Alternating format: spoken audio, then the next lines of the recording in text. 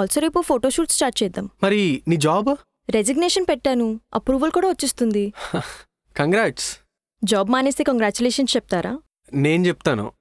అంటే నేను కంగ్రాచులేషన్ చెప్పింది నువ్వు జాబ్ మానేసినందుకు కాదు, నీకు ఇష్టమైన పని స్టార్ట్ చేస్తున్నందుకు. అందుకే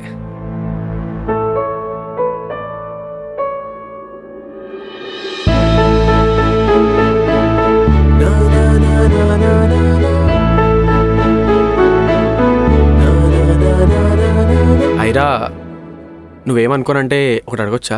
అడుగు. అదే ఐరా,